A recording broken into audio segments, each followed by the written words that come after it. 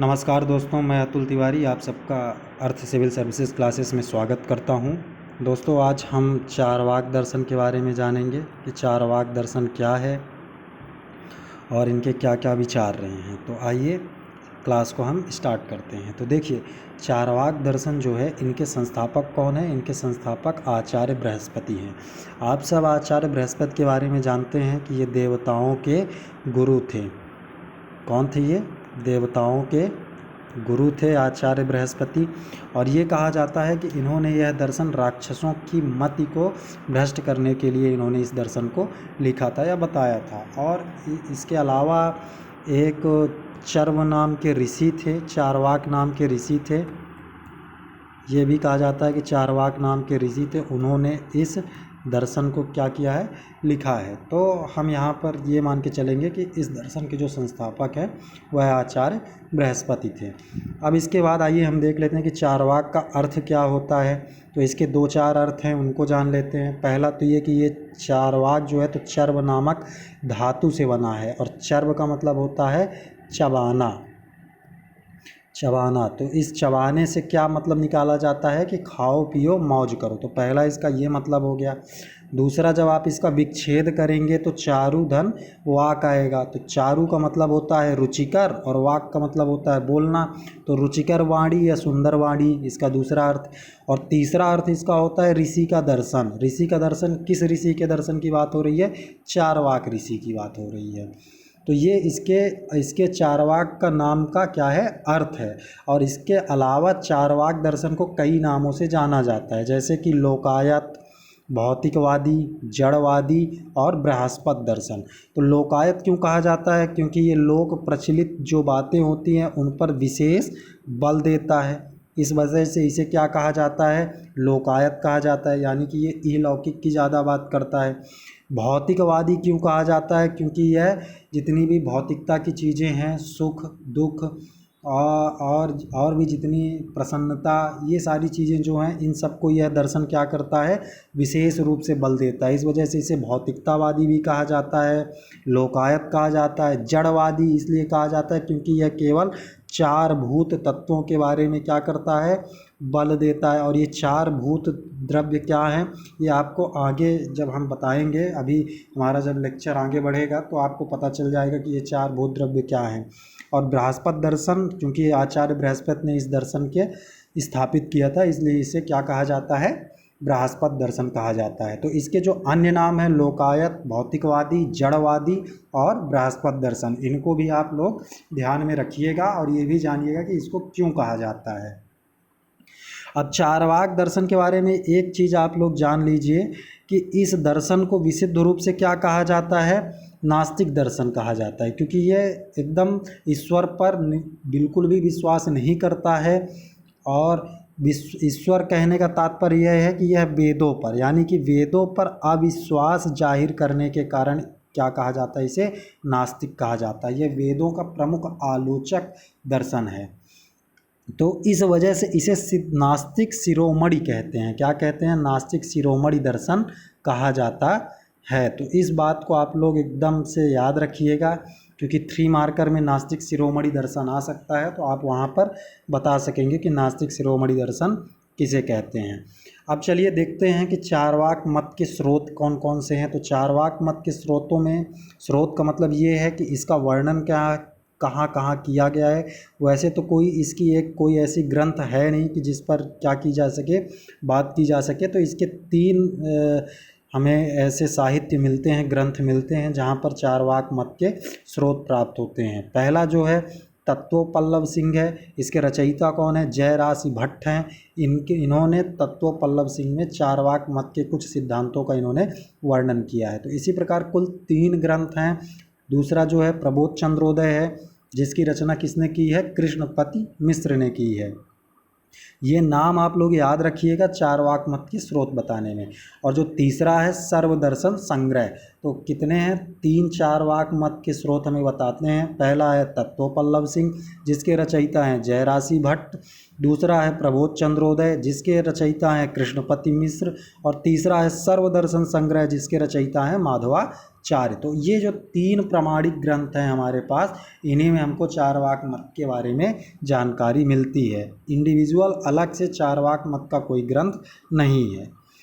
आइए देखते हैं चारवाक दर्शन में हम क्या क्या पढ़ेंगे, क्या क्या जानेंगे इनके बारे में। तो सबसे पहले हम क्या जानेंगे, ज्ञान मीमांसा के बारे में। ज्ञान मीमांसा के बाद हम इनके जड़वादी के बारे में जानेंगे कि इनका तत्ववादी मीमांसा क्या है। तत्ववादी मीमांसा जो है, इसमें 3 चीज़ों का वर्णन होता है, चाहे वह चारवाक दर्शन का हो, आचार्य शंकराचार्य का हो, या किसी का भी हो। तो कौन कौन से हैं, ईश्वर, आत्मा और जगत। इन तीनों को सम्मिलित रूप से हम क्या कहते हैं, तत्व। तो इसके बारे में जो सिद्धांत, जो विचार दिए जाते हैं, उसे तत्व मीमांसा कहते हैं। और इन्होंने जड़वादी यानी कि 4 भूत द्रव्यों का ज़्यादा जोर दिया है। तो उन 4 भूत द्रव्यों के कारण इसे जड़वादी भी कहा जाता है। और इसके बाद तीसरा हम आचार मीमांसा पढ़ेंगे, जो इम्पॉर्टेंट है, यानी कि व्यवहारिक रूप में ये क्या है ना, व्यवहार में यह क्या सिद्धांत देता है। तो हम इन 3 चीज़ों के बारे में इनके दर्शन में देखेंगे, ज्ञान मीमांसा, तत्ववादी मीमांसा और आचार मीमांसा। तत्ववादी मीमांसा में हम ईश्वर, आत्मा और जगत के संबंध में चारवाक दर्शन के क्या विचार हैं, क्या सिद्धांत है, इसके बारे में हम जानेंगे। तो आइए सबसे पहले हम किस पे स्टार्ट करते हैं, ज्ञान मीमांसा पे स्टार्ट करते हैं कि चारवाक का ज्ञान मीमांसा है क्या, इसके बारे में जान लेते हैं। तो चारवाक दर्शन क्या कहता है कि जो यथार्थ ज्ञान है, यथार्थ ज्ञान के साधन के रूप में किसे माना है, प्रत्यक्ष को प्रमाण माना है। बस आप इस पॉइंट को पकड़ लीजिए, तो इसके बाद आपको बहुत आसान हो जाएगा आगे के पूरे लेक्चर को समझने में। यानी कि जो यथार्थ ज्ञान है, प्रमा ज्ञान है, सत्य ज्ञान है, उसकी प्राप्ति हमको किस साधन से होगी, इसके बारे में इन्होंने बताया। वह क्या है, प्रत्यक्ष। यानी कि जो प्रत्यक्ष ज्ञान होगा वही हमारा क्या होगा, यथार्थ ज्ञान होगा, प्रमा ज्ञान होगा। ठीक है, प्रमा को क्या कहते हैं, सत्य ज्ञान कहते हैं। और जबकि जो हमारे भारतीय दर्शन हैं, अन्य भारतीय दर्शन हो गए, जैसे आपका सांख्य दर्शन हो गया, वैशेषिक हो गया, कुल 6 हमारे जो दर्शन हैं, सांख्य हो गया, वैशेषिक हो गया, न्याय हो गया, है ना, योग हो गया। तो ऐसे करके जितने हमारे 6 जो दर्शन हैं, उसमें प्रत्यक्ष को तो माना ही गया है कि प्रत्यक्ष जो प्रमाण होगा वह क्या होगा, यथार्थ ज्ञान का साधन होगा। लेकिन इसके अतिरिक्त उन्होंने अनुमान प्रमाण, उपमान प्रमाण और शब्द प्रमाण, इन सब को भी यथार्थ ज्ञान की प्राप्ति में साधन के रूप में माना है।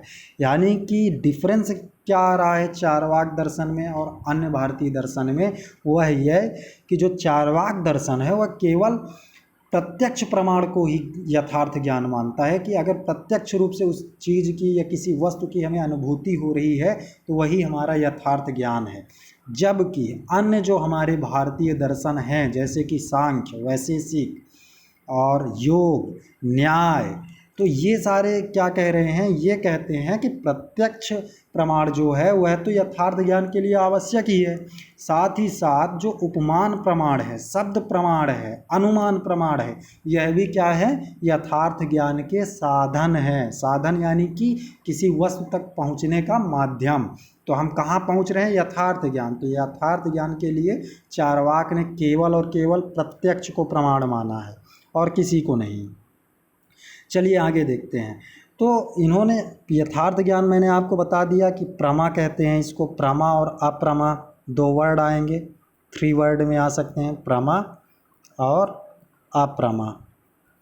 तो जो सत्य ज्ञान है उसे हम प्रमा कहते हैं, और जो असत्य ज्ञान है, असत्य पर आधारित है, उसे हम अप्रमा कहते हैं। या ये कह सकते हैं कि जो अन्य हमारे दर्शन कहते हैं वो वैदिक ज्ञान को प्रमा कहते हैं और अवैदिक को अप्रमा कहते हैं, अन्य दर्शन। ठीक है, तो अब आइए देखते हैं कि क्या कहा जा रहा है। तो दोस्तों प्रत्यक्ष प्रमाण क्या होता है, पहले हम इसको जान लेते हैं। जो हमारे चारवाक ने क्या कहा है चारवाक दर्शन में, कि प्रत्यक्ष प्रमाण ही क्या है, यथार्थ ज्ञान है। और यथार्थ ज्ञान तक पहुँचने का एक प्रमुख साधन है। तो प्रत्यक्ष का अगर आप विच्छेदन करेंगे तो क्या निकल के आएगा? प्रति धन अक्ष। प्रति का मतलब होता है सामने और आँख का मतलब, अक्ष का मतलब होता है आँख, यानी आँख के सामने, यानी कि जो आपको दिखाई दे रहा है वही क्या है? प्रत्यक्ष प्रमाण है। इस शाब्दिक अर्थ से स्पष्ट है कि प्रत्यक्ष प्रमाण यथार्थ ज्ञान की प्राप्ति के लिए इंद्रियों को साधन मानता है। यानी कि हमारे पास जो 5 सेंसेस होती हैं तो उनके माध्यम से ही तो आप किसी वस्तु की क्या करेंगे? प्रत्यक्ष करेंगे। किसी चीज़ का, किसी भी चीज़ या वस्तु के बारे में आप कब अनुभव करेंगे? किसके सहायता से? इंद्रियों के द्वारा।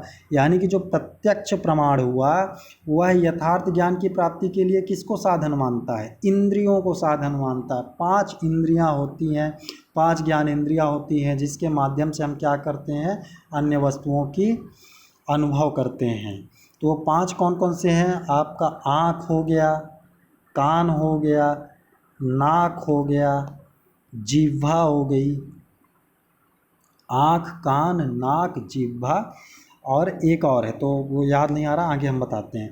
तो इस प्रकार चार्वाक दर्शन के अनुसार जो ज्ञान हमें इंद्रियां देती हैं वही सत्य है। यानी कि इंद्रिय ज्ञान को इन्होंने क्या माना है? सत्य माना है। तो आप चार्वाक के बारे में समझ जाएंगे कि प्रत्यक्ष ज्ञान के बारे में इन्होंने क्या कहा? इंद्रिय ज्ञान, और इंद्रिय ज्ञान ही क्या है? प्रत्यक्ष प्रमाण है। और इन्होंने प्रत्यक्ष प्रमाण को ही क्या माना है? यथार्थ ज्ञान माना है। तो आपको केवल ये 3 की 2 कीवर्ड याद रखनी है।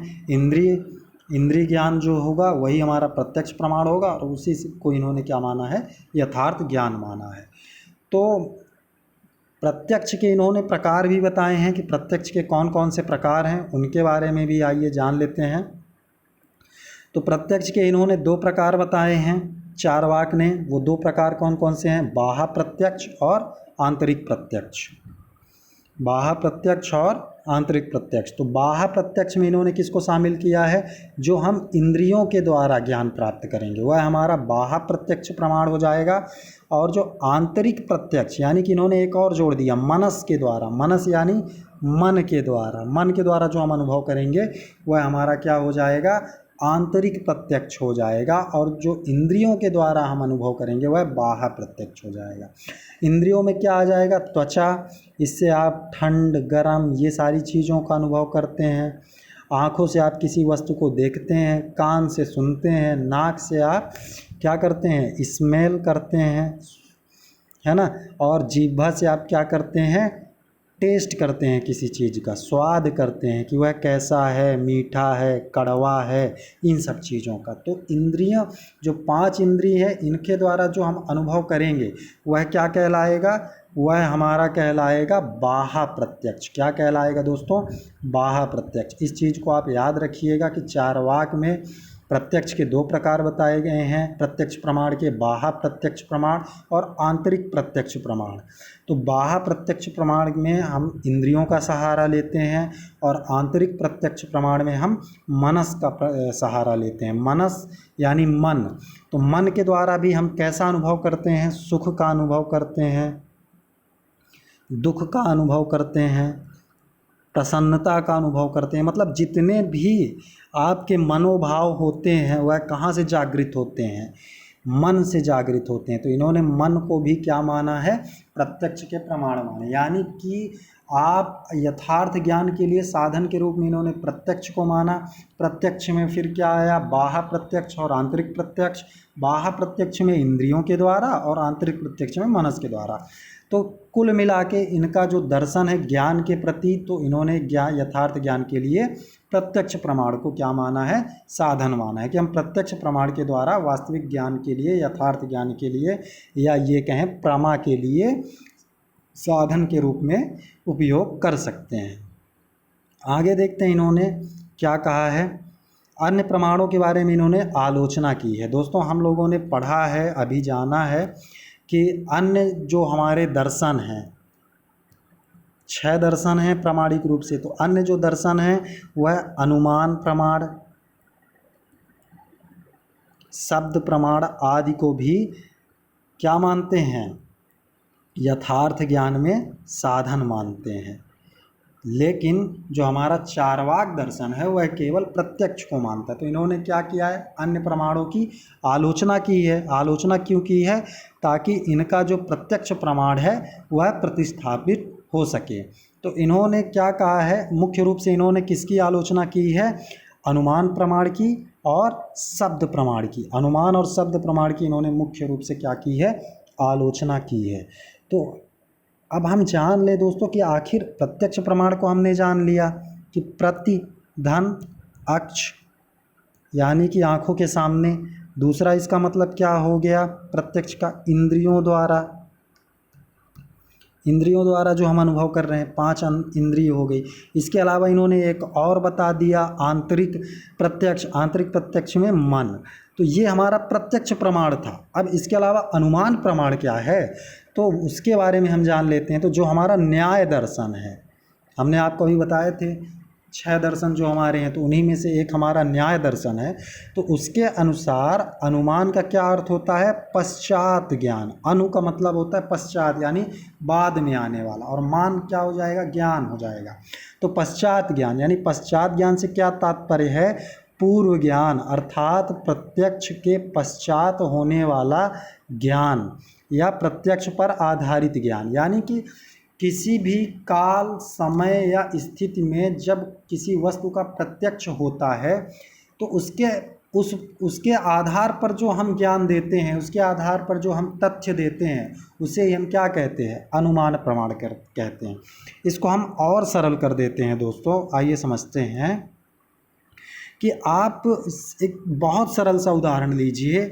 आप ये देखिए कि जब बादल घिरता है तो जनरली क्या होता है, बारिश होती है कि नहीं होती दोस्तों। तो बादल घिरना क्या हो गया, ये हमने प्रत्यक्ष किया होगा ना, कभी ना कभी हमने इसको अपने आँखों से, अपने सेंसेस से इसको बाकायदे हमने क्या किया होगा, देखा होगा। तो ये जब प्रत्यक्ष हुआ कि बादल घिरा और बारिश हुई, यानी कि पहले हमने प्रत्यक्ष किया, उसके बाद हमने देखा कि बादल घिरने से बारिश होती है। अब क्या होगा कि जब कभी भी बादल घिरेगा, ऐसा तो है नहीं कि जब बादल घिरता है तो हमेशा बारिश होती है। ये तो बादलों की प्रकृति के ऊपर होती है, इसमें कई सारी दशाएं काम करती हैं। हवा हो गया, नमी हो गई, है ना। तो ये कई सारे फैक्टर काम करते हैं बारिश के लिए, लेकिन जनरली बादल जब घिरता है तो बारिश होता है। तो ये हमारा क्या है, ये हमने प्रत्यक्ष भी किया हुआ है कि काले घनघोर घटा जो है छाए और बारिश एकदम हुई झमाझम। लेकिन हुआ क्या दोस्तों कि अब जब कभी भी बादल घिरेगा तो हम एक अनुमान लगाएंगे कि बारिश आज होगी।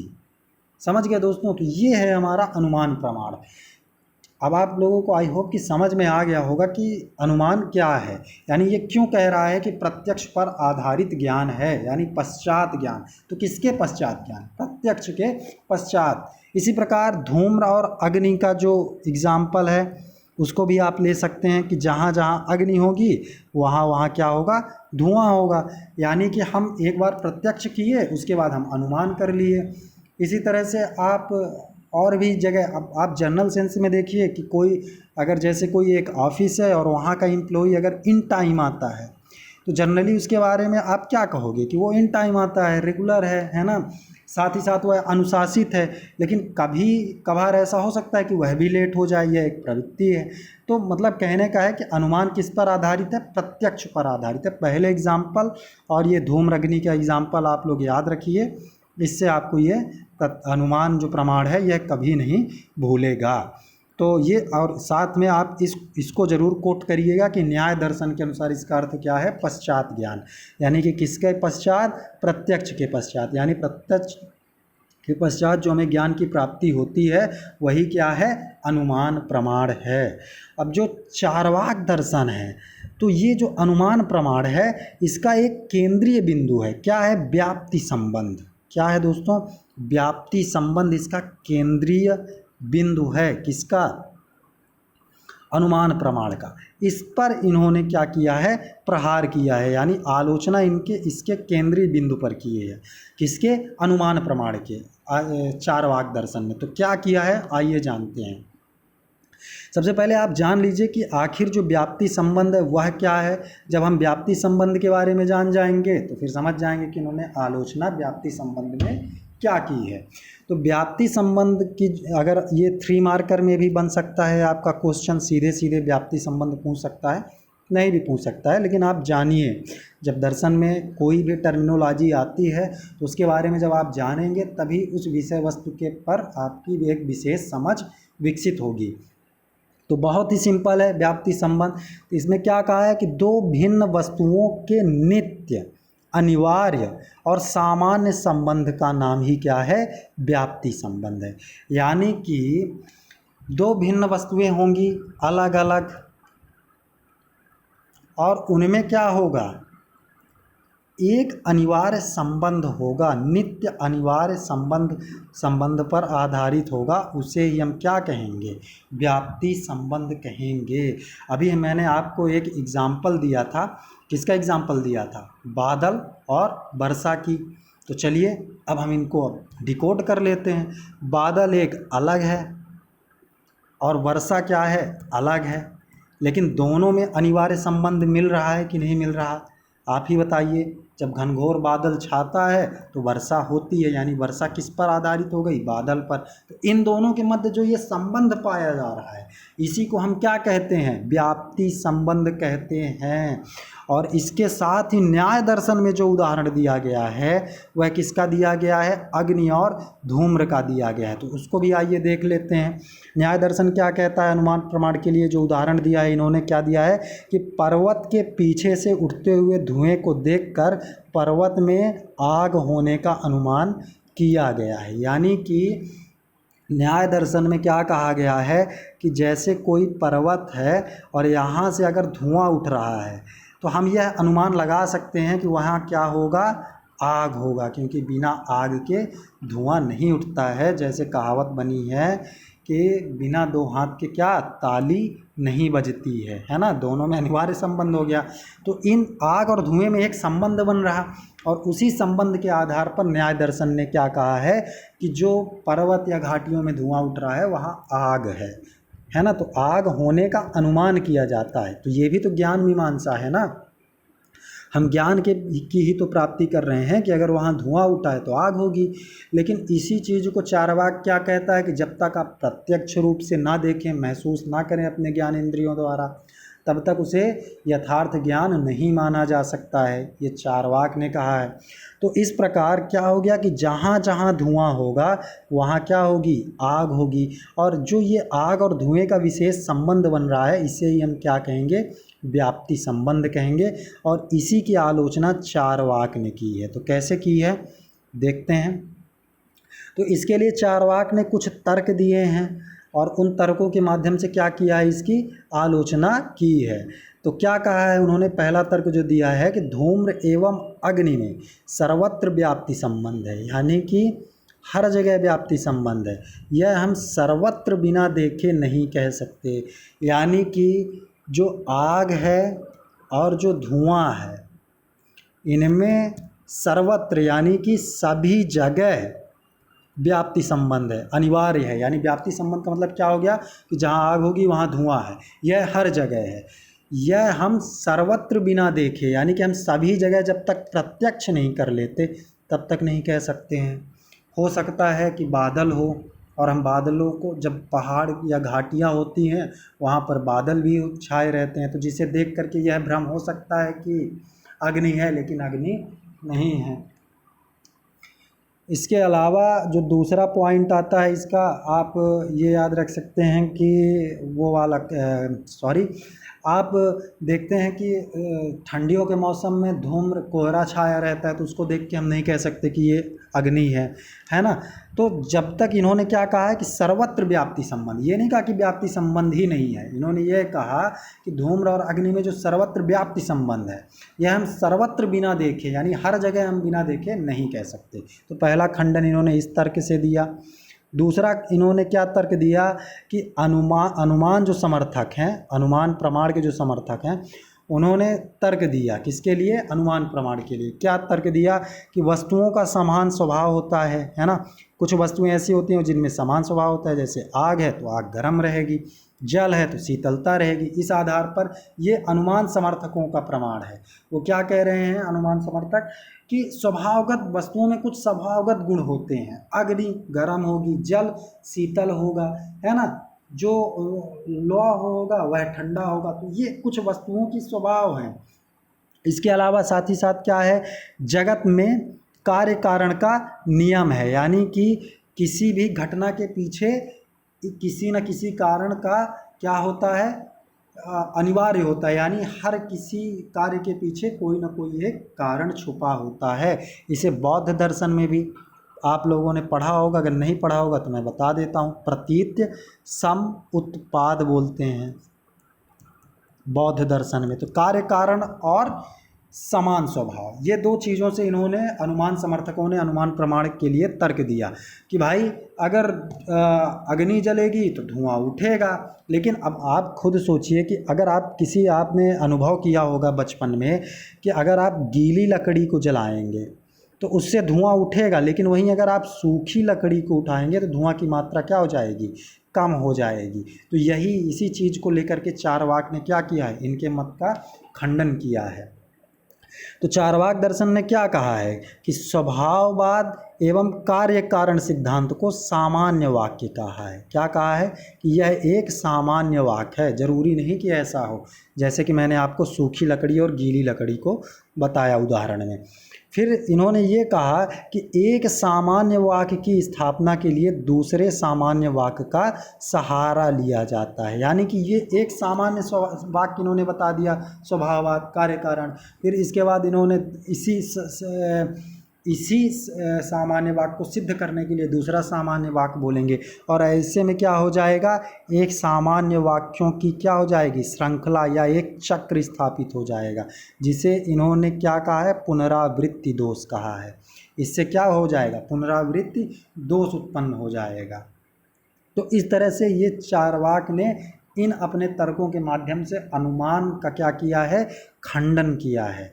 इसके बाद जो दूसरा प्रमाण हमारे दर्शनों में माना जाता है ज्ञान के लिए, है ना, जो हमारा प्रमा ज्ञान है, सार्थक ज्ञान है या यथार्थ ज्ञान है, उसके लिए क्या मानते हैं, शब्द प्रमाण को। तो शब्द प्रमाण क्या है उसके बारे में जान लेते हैं कि इसका अर्थ जो है आप्त वचनों, यानी आप्त क्या है, सत्य को प्राप्त। आप्त का मतलब क्या होता है, सत्य। तो आप्त वचनों को प्रामाणिक मानते हुए उनके द्वारा प्रस्तुत सत्य को सत्य स्वीकारना, ये क्या है, शब्द प्रमाण है। यानी कि शब्द प्रमाण में किसे कहा गया है, आप्त वचन, और आप्त वचन क्या है, सत्य है। तो इनको आप सत्य मानिए, प्रामाणिक मानिए और उसी रूप में स्वीकार करिए, यही शब्द प्रमाण है। तो शब्द प्रमाण में क्या क्या आ जाते हैं, ऐसे वचन आ जाएंगे जो विश्वसनीय महानुभावों द्वारा दिए गए हों। विश्वसनीय, हर धर्म के अपने अपने विश्वसनीय होते हैं। आप बौद्ध धर्म में जाएंगे तो बौद्ध धर्म में कौन हो जाएंगे, गौतम बुद्ध हो जाएंगे। जैन धर्म में जाएंगे तो महावीर स्वामी हो जाएंगे, है ना। आप हिंदू धर्म में जाएंगे तो कृष्ण हो जाएंगे। बाइबिल में आप जाएंगे ईसाई धर्म में तो कौन हो जाएंगे, ईसा मसीह हो जाएंगे। और इसी तरह आप अगर इस्लाम धर्म में जाएंगे तो पैगंबर साहब हो जाएंगे। तो इस प्रकार आप देख रहे हैं कि हर किसी धर्म में, हर रिलीजियस में कोई ना कोई महानुभाव होता है। तो इन महानुभावों के वचनों को भी क्या कहा जाता है, शब्द प्रमाण कहा जाता है। साथ ही साथ शास्त्रों को, जो हमारे शास्त्र हैं, हर धर्म में शास्त्र होते हैं। हिंदू धर्म में आप देखेंगे तो कौन सा शास्त्र है, जैसे आप भगवत गीता कह सकते हैं। तो भगवत गीता में कहे गए वचनों को हम क्या मानते हैं, प्रमाण मानते हैं। इसी प्रकार रामायण हो गया है ना। इस्लाम धर्म में आप जाएंगे तो उनका कुरान हो गया है। ईसा मसीह यानी कि बाइबिल हो गई इनकी, आपकी क्रिश्चियन कम्युनिटी की। इसके साथ ही साथ आप अगर देखें तो जैन धर्मों में भगवती सूत्र, कल्प सूत्र, ये सारी चीज़ें हो गई हैं। और बौद्ध धर्म में भी बहुत सारी चीज़ें हैं, है ना। तो इस प्रकार से हम देखें तो शब्द प्रमाण में क्या आ जाएगा, शब्द प्रमाण में आप्त वचन आ जाएंगे, और ये आप्त वचन किनके द्वारा होंगे, किसी विश्वसनीय महानुभाव के द्वारा या तो शास्त्रों के द्वारा जो शब्द कहे जाएंगे। तो इसको क्या माना जाता है, यथार्थ ज्ञान माना जाता है। ये हमारे अन्य दर्शन मानते हैं, जबकि चार्वाक इसको नहीं मानता है। तो इन्होंने कैसे इसका खंडन किया है इसके बारे में जान लेते हैं चार्वाक दर्शन ने। तो चार्वाक ने ये कहा कि विश्वसनीय महानुभावों द्वारा दिए गए वचन जो प्रत्यक्ष या अनुमान पर आधारित होते हैं, किंतु इसकी सत्यता का प्रमाण कैसे हो। यानी कि इन्होंने ये कहा कि किसी कालखंड में किसी महानुभाव ने क्या किया, कोई वचन दिया। अब वह वचन किस पर आधारित हो सकता है, या तो प्रत्यक्ष पर, या तो उन्होंने प्रत्यक्ष अनुभव किया हो, या तो क्या हो, अनुमान पर। तो जो प्रत्यक्ष अनुभव है वह तो सत्य हो सकता है, किंतु अनुमान को तो इन्होंने गलत माना है, असत्य माना है। जैसे आप समझें कि अगर आप उनका उदाहरण लें, आप गौतम बुद्ध का, तो गौतम बुद्ध ने अपने ज्ञान के लिए क्या किया, प्रत्यक्ष किया। बहुत सी चीज़ों को उन्होंने प्रत्यक्ष किया, तो वो उनके द्वारा दिए गए उपदेश क्या होंगे, सत्य होंगे। लेकिन जो इनके अनुयायी हैं, इनके शिष्य हैं, वह कहाँ से ज्ञान प्राप्त कर रहे हैं, जिसको गौतम बुद्ध ने प्रत्यक्ष किया था उसको इन्होंने क्या किया, प्राप्त किया। तो ये इनका अनुमान पर आधारित हो गया शिष्यों का, जबकि गौतम बुद्ध का प्रत्यक्ष हो गया। तो जब यह एक विशेष कालखंड से होते होते आधुनिकता तक आता है, तो इसमें कई सारी परिवर्तन हो जाते हैं। इन परिवर्तनों के कारण ही इसे अनुमान कह दिया जाता है कि फला व्यक्ति ने ऐसा अनुभव किया, इसलिए यह क्या होगा, सत्य होगा। तो इसी को चार्वाक दर्शन क्या कहता है कि जो विश्वसनीय महानुभाव हैं, उन्होंने जो ज्ञान दिया, जो वचन दिया, वह प्रत्यक्ष या अनुमान पर आधारित होगा। प्रत्यक्ष पर जो आधारित होगा वह तो सत्य है, किंतु अनुमान पर अगर आधारित है तो वह क्या होगा, असत्य होगा। तो यही कह रहे हैं कि इसकी सत्यता के प्रमाण कैसे होगा। फिर इसके अलावा इन्होंने शास्त्रों की तो घनघोर आलोचना की है। किन्होंने, चार्वाक दर्शन ने। इन्होंने शास्त्रों में सबसे ज़्यादा कुठाराघात वैदिक शास्त्रों को किया है। किस पर किया है, वैदिक शास्त्रों को। और इन्होंने शास्त्र पर तो बिल्कुल विश्वास ही नहीं किया है, सिरे से खारिज किया है। तो इन्होंने क्या कहा है चार्वाक दर्शन ने, पौरुषहीन, भांड, धूर्त और राक्षस कहकर आलोचना की है। तो अब आप सोच सकते हैं कि इतनी कड़ी आलोचना की है चार्वाक दर्शन ने, तो इसका तो पूर्णतः इसे इसीलिए ही क्या कहा गया है, नास्तिक शिरोमणि। क्या कहा गया है दोस्तों, नास्तिक शिरोमणि, यानी वेदों पर इसका बिल्कुल भी विश्वास नहीं है। ठीक है दोस्तों, तो हमने क्या क्या देख लिया, हमने देख लिया चार्वाक का ज्ञान मीमांसा हमने कंप्लीट कर लिया है। एक बार हम ऊपर ओवरव्यू कर लेते हैं, इसके बाद अब हमारे लेक्चर सारे इसके आज का इतना ही रहेगा। वीडियो ज़्यादा लंबी हो जाएगी तो बोरिंग हो सकती है। तो ऐसे ही छोटे छोटे पार्ट्स में हम क्या करेंगे, इन सभी को कवर करेंगे। एक बार हम आपको रिवाइज करवाए दे रहे हैं, आप देख लीजिए। 5 मिनट 10 मिनट लगेगा, और ज़्यादा से ज़्यादा 5 मिनट, इससे ज़्यादा समय नहीं लगेगा। तो सबसे पहले हम क्या देखेंगे कि संस्थापक कौन है। तो संस्थापक हमने बताया कि बृहस्पति हैं, इन्हें देवताओं के गुरु कहा जाता है। चार्वाक का अर्थ हमने आपको बताया, चर्व शब्द से बना, जिसका मतलब चबाना, यानी कि खाओ पियो मौज करो मस्त रहो। ये चार्वाक का दर्शन है, इसीलिए इसको क्या कहा जाता है, भौतिकवादी कहा जाता है ना। और इसका अगर हम विच्छेद कर दें तो विच्छेद में क्या आ जाएगा, चारुधन वाक आ जाएगा। तो चारुधन वाक से क्या मतलब निकल जाएगा, सुंदर वाणी। और इसको चार्वाक नामक ऋषि ने लिखा, इसलिए इसे ऋषि का दर्शन भी कह देंगे। आगे इसका अन्य नाम देखते हैं, तो हमने पढ़ा है लोकायत, भौतिकवादी, जड़वादी और बृहस्पति दर्शन। तो ये इसके अन्य नाम हो गए। अब जो चार्वाक दर्शन है ये विशुद्ध रूप से कैसा है, नास्तिक दर्शन है, इसलिए इसे हम क्या कहते हैं, सिद्धांत शिरोमणि कहते हैं। चार्वाक मत के स्रोत 3 बताए थे आपको, तत्वपल्लव सिंह, प्रबोध चंद्रोदय और सर्वदर्शन संग्रह। इसके अलावा हमने देखा कि चार्वाक दर्शन में क्या क्या हमें पढ़ना है। तो ज्ञान मीमांसा, जिसे हमने इस लेक्चर में कंप्लीट कर लिया है, और इनके साथ ही जो अन्य ज्ञान मीमांसा के पक्ष में जितने भी अन्य जो सिद्धांत दिए गए हैं, उनकी आलोचना किस प्रकार की है चारवाक दर्शन ने, उसको भी हमने क्या कर लिया है, कवर कर लिया है। अब जो हमारा जो अगला लेक्चर होगा वह जड़वादी तत्वमीमांसा पर होगा, और इसके उपरांत हम सबसे लास्ट में क्या पढ़ेंगे, आचार मीमांसा पढ़ेंगे। फिर चारवाक ने ज्ञान मीमांसा पर क्या कहा है उसके बारे में हमने जाना है। इन्होंने यथार्थ ज्ञान के साधन के रूप में किसे माना है, प्रत्यक्ष प्रमाण को माना है। अब ये इस प्रत्यक्ष प्रमाण को आप लोग पकड़ के रखिएगा, ये हर जगह काम आएगा। तो प्रत्यक्ष प्रमाण को इन्होंने क्या माना है, सत्य माना है, किसके लिए, साधन के रूप में, यथार्थ ज्ञान के। और जबकि भारतीय दर्शनों में किसको किसको माना गया, अनुमान, उपमान और शब्द प्रमाण को भी क्या माना गया है,